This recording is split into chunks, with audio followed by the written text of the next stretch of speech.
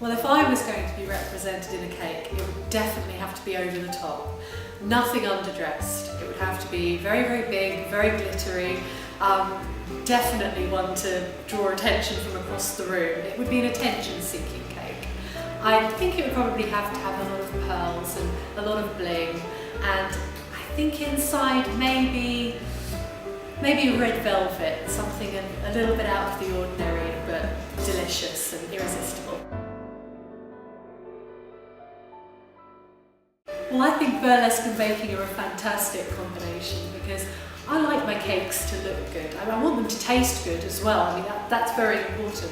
But looking good, tasting good, they don't have to be mutually exclusive. And I think that burlesque baking will show you that. But I think that burlesque, it's glamour turned up to 11. It's so glamorous, it's so sparkly and so beautiful. Why wouldn't you want your cakes and your cupcakes and your cookies to look stunning as well? So burlesque and baking, it's a match made in heaven, really. I am a terrible history geek and I read an awful lot. If I could go back and have cake with anybody, my obvious choice would be King Charles II. I mean, he was just fabulous. What a great king. He supported the arts and music and science, and he built some of the most beautiful buildings that are still in London. He loved the company of women who were funny, so I think I could make him laugh. And I think I could impress him with my cakes. My non-obvious choice would probably be the Marx Brothers.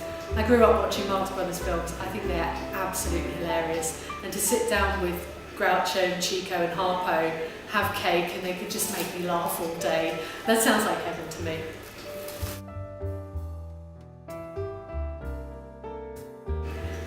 I started Restoration Cake back in 2009. I became obsessed with cake decorating after making a friend's wedding cake back in 2007.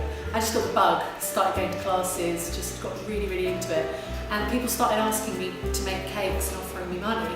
So I decided, well, let's start a business. And I knew I wanted to name it something that was appropriate to me. So restoration, again, that comes from my love of history and being a massive nerd. But yeah, so we started in 2009, and by 2011 I was full-time and also teaching people how to make cakes, so I'd kind of gone the full circle.